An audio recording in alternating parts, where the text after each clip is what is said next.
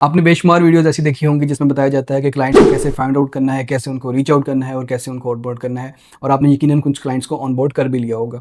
लेकिन इस वीडियो में मैं आपको बताता हूँ based upon my own experience कि आपने किस तरह के क्लाइंट्स के साथ काम नहीं करना। बिकॉज़ इन स्पेसिफिक क्लाइंट्स के कुछ ऐसे ट्रेड्स हैं जिनको अगर आप पहले से ही एनालाइज़ कर लेंगे तो आपको बाद में प्रॉब्लम नहीं होगी। स्पेशली अगर आप अपवर्क पे काम कर रहे हैं और हर वो क्लाइंट जो आपको अप्रोच करता है और आप उसके प्रोजेक्ट को येस कह देते हैं, तो बिलीव मी ये वाले क्लाइंट्स आपके लिए बहुत प्रॉब्लम क्रिएट कर सकते हैं फ्यूचर में। तो हमें किस तरह के क्लाइंट के साथ काम बिल्कुल नहीं करना चाहिए, उनके कुछ ट्रेड्स हैं, कुछ पर्सनैलिटी ट्रेड्स हैं, उसकी एक लिस्ट मैंने बनाई है, ये मैं आप लोगों के साथ शेयर करने लगा हूं। तो सबसे पहले वो क्लाइंट जिनके साथ आपने काम नहीं करना, ये वो क्लाइंट्स हैं विच हैव बजट रिस्ट्रिक्शंस। मेरे पास बेशुमार क्लाइंट्स और क्यूरीज आती हैं जिसमें लोग कहते हैं कि हमारा बजट बहुत कम है but let's start working on Google ads, या वो ये कहते हैं कि मिनिमम बजट के साथ काम स्टार्ट कर दें। तो मैं उनको यही गाइड करता हूँ कि जब आप गूगल एड्स पे काम कर रहे हैं तो मिनिमम बजट के साथ आप मार्केट में नहीं जा सकते। इसमें वो ये अपनी लॉजिक देते हैं कि हम मिनिमम से स्टार्ट करेंगे, once we will start getting leads and conversions and bookings then हम बजट इंक्रीज कर देंगे। बिलीव मी ऐसा मार्केट में नहीं होता, एटलीस्ट गूगल एड्स में नहीं होता, बिकॉज यहाँ पे आप कम्पीट कर रहे होते हैं कंपेटिटर के साथ। अगर आपका कंपेटिटर का बजट लेट्स सपोज $10,000 है ऑन एन एवरेज, आपके 10 कंपेटिटर्स हैं और वो $5,000 से $10,000 लगा रहे हैं और आप अपने बजट $200 के साथ वहां पे आ जाते हैं और आप कम्पीट करने की कोशिश करते हैं और आप ये चाहते हैं कि आपको उसी $200 के अंदर लीड्स आ जाए और फिर आप इसको इंक्रीज करके 2000 कर लेंगे, तो ये ऐसा नहीं होगा, आप बिल्कुल रॉन्ग पे जा रहे हैं। सो मैं अपने क्लाइंट्स को वहीं पे पॉज कर देता हूँ, स्टॉप कर देता हूँ, उनको बताता हूँ कि दिस इज नॉट पॉसिबल। अगर आपने चलना है गूगल एड्स पे चलना है, आपने यूरोप को टारगेट करना है, आपने टियर 1 कंट्रीज को, बड़े कंट्रीज को टारगेट करना है, तो आपको एक अच्छे बजट के साथ जो कम्पिटेटिव बजट हो तो मार्केट में आना पड़ेगा, तभी आपको रिजल्ट्स मिलेंगे। अगर आपके पास बजट नहीं है तो बेटर है कि आप अपनी कंपेन ना चलाएं। तो आपके पास अगर कोई भी क्लाइंट ये आए जो कहे कि मेरे पास मिनिमम बजट के साथ मैं कंपेन स्टार्ट करना चाहता हूं, तो आपने उस क्लाइंट को ऑनबोर्ड नहीं करना। उसके बाद आ जाते हैं इफ एल्स क्लाइंट्स। ये क्लाइंट्स बड़े इंटरेस्टिंग होते हैं, हमारे यहाँ बकसरत पाए जाते हैं। ये इफ एल्स कंडीशंस लगा देते हैं कि अगर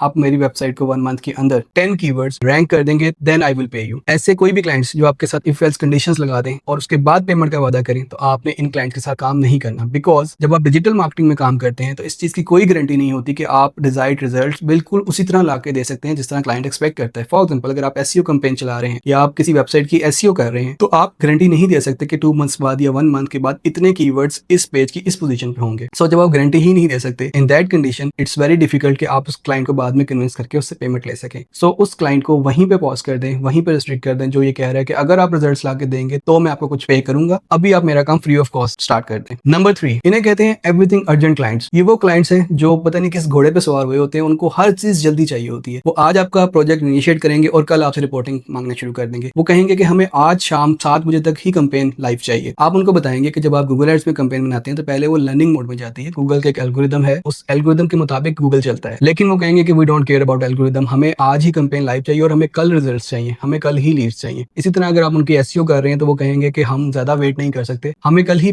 फर्स्ट पेज की फर्स्ट पोजीशन पे हमारे कीवर्ड्स आने चाहिए, which is technically not possible. So ये वो क्लाइंट जो एजेंसी डालते हैं, जो हर काम के अंदर टाइम बाउंड कर देते हैं आपको, इन क्लाइंट्स के साथ काम करना बहुत मुश्किल है। सो इट्स फॉर बेटर कि आप इनको ऑनबोर्ड ना करें। ऐसे क्लाइंट्स के साथ जो बहुत जल्दी में है उनके साथ आप वर्किंग ना करें, बिकॉज ये आपको बहुत डिस्टर्ब करेंगे। उसके बाद ऐसे क्लाइंट्स आते हैं जिनको कोई क्लैरिटी नहीं होती, ये प्रोजेक्ट स्टार्ट कर देते हैं, इनको खुद पता नहीं होता इनके प्रोजेक्ट के गोल्स क्या हैं। ये आपको एक दिन तो कहेंगे कि हम गूगल एड्स पे वर्किंग स्टार्ट करते हैं, जैसे ही आप वर्किंग स्टार्ट करेंगे 2 दिन बाद आपको कहेंगे कि गूगल एड्स पॉज कर देते हैं, ऐसा करते हैं कि मेटा एड्स ट्राई करते हैं। आप कहेंगे ठीक है, आप मेटा एड्स जब स्टार्ट करेंगे तो ये 1 वीक के बाद कहेंगे मेटा एड्स को पॉज कर देते हैं, ऐसा करते हैं कि हम सोशल मीडिया की तरफ जाते हैं या हम एसईओ की तरफ जाते हैं। तो इनके गोल्स, इनका बजट, इनके पास कोई क्लैरिटी नहीं होती, इनको पता ही नहीं होता कि ये खुद से क्या चाहते हैं, तो इनके लिए डिजायर्ड रिजल्ट्स लाना नियर टू इम्पॉसिबल हो जाए। सो ऐसे क्लाइंट्स जो क्लैरिटी में लैक करते हैं, जिनको पता ही नहीं है कि क्या करवाना है, आपने उन क्लाइंट्स के साथ कभी भी काम नहीं करना। नेक्स्ट आ जाते हैं माइक्रो मैनेजर क्लाइंट्स। ये सबसे खतरनाक क्लाइंट्स हैं, इनसे आपने हर सूरत बचना है। माइक्रो मैनेजर वो क्लाइंट होते हैं जो आपको आपका काम ही नहीं करने देते। जैसे ही आप काम स्टार्ट करेंगे इनका मैसेज आ जाएगा कि आप क्या कर रहे हैं, कैसे कर रहे हैं, क्यों कर रहे हैं, ये कीवर्ड्स की लिस्ट है, आपने किस बेस पे सिलेक्ट कर ली, आपने मेरे से अप्रूवल नहीं ली, आपने एड कॉपी बना दी और आपने मेरे से अप्रूवल नहीं ली, आपने इस लैंडिंग पेज को टारगेट कर दिया और आपने मेरे से अप्रूवल नहीं ली, आपने फ्रेज मैच कीवर्ड क्यों सिलेक्ट किया, आपको तो ब्रॉड मैच सिलेक्ट करना चाहिए था। तो ये वो क्लाइंट है जो आपको काम करने ही नहीं देते। ये हर 5 मिनट बाद, 10 मिनट बाद, 1 घंटे बाद आपको मैसेज करते हैं, ईमेल्स करते हैं, मीटिंग्स रखते हैं और ये आपको काम करने ही नहीं देते। तो ऐसे क्लाइंट जो आपका काम डबल कर देते हैं, जो आपके ऊपर ट्रस्ट नहीं रखते, जो आपको माइक्रो मैनेज करने की कोशिश करते हैं, उन क्लाइंट से जितना जल्दी, जितना दूर हो सकता है आपको भाग जाना चाहिए। नेक्स्ट वो क्लाइंट्स आते हैं जो पेमेंट्स के अंदर डिले करते हैं और बदकिस्मती से ये हमारे यहाँ ऐसे क्लाइंट्स वाफर मकदार में पाए जाते हैं। ये वो क्लाइंट्स हैं जो आपसे काम भी सारा करवा लेते हैं, पेमेंट्स भी कर देते हैं मेजॉरिटी ऑफ द केसेस में, लेकिन ये डिले करते हैं, जानबूझ के करते हैं। फॉर एग्जांपल आपने किसी से पेमेंट लेनी है 1st ऑफ ईच मंथ, तो जैसे ही 1st आएगी तो आप इनको पेमेंट का मैसेज करेंगे तो ये आगे से रिस्पॉन्ड करेंगे कि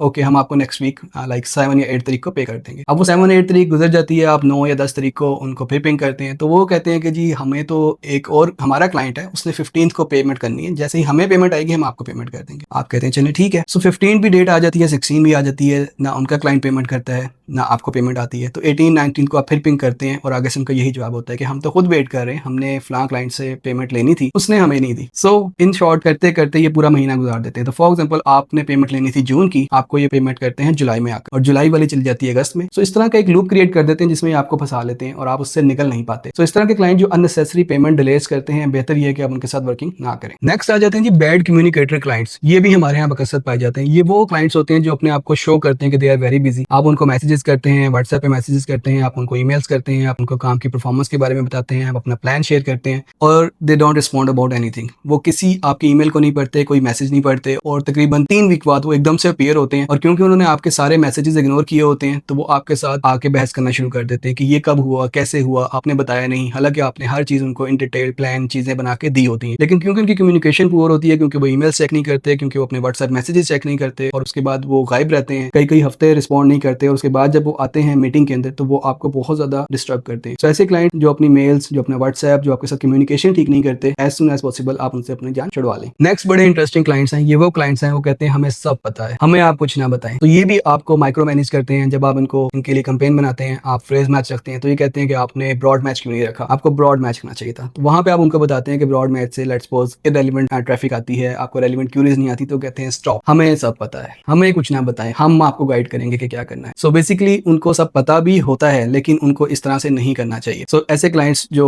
कहते हैं कि हमें सब पता है, आप हमारे मुताबिक चलें, आपको माइक्रो मैनेज करते हैं, आपको आपका ही काम नहीं करने देते बल्कि उनकी इंस्ट्रक्शंस के ऊपर आप डिपेंडेंट हो जाते हैं, तो ये बहुत प्रॉब्लम क्रिएट करते हैं। इसी तरह कुछ क्लाइंट्स आते होते हैं जिनको कुछ नहीं पता होता। अब जिनको कुछ नहीं पता होता वो भी दो तरह के होते हैं। एक तो वो है जिनको कुछ नहीं पता and they dependent on you, they rely on you, they trust your skills. वो कहते हैं हमें नहीं पता, आप कर लें, हमें सिर्फ ये डिजायर्ड रिजल्ट चाहिए, दैट्स फाइन। बट कुछ क्लाइंट्स ऐसे होते हैं जिनको कुछ नहीं पता होता बट फिर भी they keep pushing you, they keep arguing you, they keep asking different things from you. Like अगर आप एक भी स्टेप लेंगे तो उनका मैसेज आ जाएगा कि आपने क्या किया है, क्यों किया है, कैसे किया है। सो बेसिकली वो आपके ऊपर ट्रस्ट नहीं कर रहे, आपके स्किल सेट पे ट्रस्ट नहीं कर रहे। ज्यादा बुरी बात यह है कि उनको खुद भी कुछ नहीं पता but they still try to dictate you. तो यहाँ पे चीजें बहुत खराब हो जाती हैं। तो ऐसे क्लाइंट्स जिनको सब कुछ पता है या जिनको कुछ नहीं पता और वो आपके अंदर बार बार इंटरफेयर कर रहे हैं, इन क्लाइंट्स से दूर रहिए। नेक्स्ट ऐसे क्लाइंट्स हैं जिनको हम कहते हैं एनर्जी वैम्पायर्स। जी हाँ बिल्कुल, ये ऐसे वैम्पायर्स हैं जो आपकी सारी एनर्जी ड्रेन कर देते हैं। इनको मीटिंग्स का बहुत शौक होता है, इनको हर उस एक्टिविटी का शौक होता है जिससे आपकी एनर्जी ड्रेन हो जाती है, जो प्रोडक्टिव नहीं होती। फॉर एग्जाम्पल मैं एक ऐसे क्लाइंट के साथ काम कर रहा था जिसके साथ सुबह के टाइम मेरी एक मीटिंग हुई, हमने कुछ चीजें डिस्कस की, उसने कहा ठीक है this looks fine but let's do this this this also. एक चेकलिस्ट दे दी और उसने कहा कि आप इस पे वर्किंग स्टार्ट करें, हम आफ्टरनून में एक और मीटिंग करेंगे। वो वर्किंग कर ली है या नहीं की, ठीक हो गया। I start working on that particular project, मैंने उन सारी चीजों पे वर्किंग कर ली। सो आफ्टरनून में एक और मीटिंग हुई, उस मीटिंग में सारी चीजें डिस्कस की और उसने कहा ठीक है आपने ये वर्किंग कर ली है बट हमें ऐसे ऐसे भी करना चाहिए और ये आप कर लें, अब हम इवनिंग में एक और मीटिंग करेंगे। सो एक दिन में ऐसा क्लाइंट जो 3 मीटिंग कर रहा है, जो आपको लंबी लंबी ईमेल्स भेज रहा है, जो आपको काम ही नहीं करने दे रहा, सो ऐसे क्लाइंट के साथ भी बहुत ज्यादा टाइम वेस्ट होता है। प्लस ये नेगेटिव क्लाइंट्स भी होते हैं, ये आपको उल्टे सीधे मैसेज भेजते हैं। सो आपको इन क्लाइंट्स से भी दूर रहना चाहिए। नेक्स्ट है जी नेवर सेटिस्फाइड क्लाइंट्स। ये वो क्लाइंट्स हैं जिनके लिए आप कुछ भी कर लें ये कभी भी सेटिस्फाइड नहीं होंगे। फॉर एग्जाम्पल अगर एक क्लाइंट है जो आपके पास आया है और उसको मंथली 100 लीड्स आ रही हैं, आप उस पर वर्किंग स्टार्ट करते हैं और आप उसको नेक्स्ट मंथ 200 या 300 पे ले जाते हैं, तो वो कहेगा हाँ ठीक है आपने लीड्स थोड़ी बेहतर कर दी हैं बट मेरा एक फलाना कंपेटिटर ऐसा है जिसको 2000 लीड्स आ रही हैं। अब आप जब उस कंपेटिटर को एक्सप्लोर करते हैं तो आपको पता लगता है कि उसका बजट भी उन क्लाइंट से 10 टाइम्स ज्यादा है जो वो गूगल एड्स पे स्पेंडिंग कर रहा है। ये चीज आप उसको बताते हैं बट वो आगे से हमेशा नेगेटिव फीडबैक ही देता है। वो कहता है कि there is always room for improvement, you should give your 100%। आप ठीक है आप कर रहे हैं बट मजा नहीं आ रहा, मुझे मजा आना चाहिए, हमारा बिजनेस बहुत ज्यादा आउटस्टैंडिंग तरीके से ग्रो करना चाहिए, ये हो जाना चाहिए, वो हो जाना चाहिए। सो ये वो क्लाइंट्स हैं जो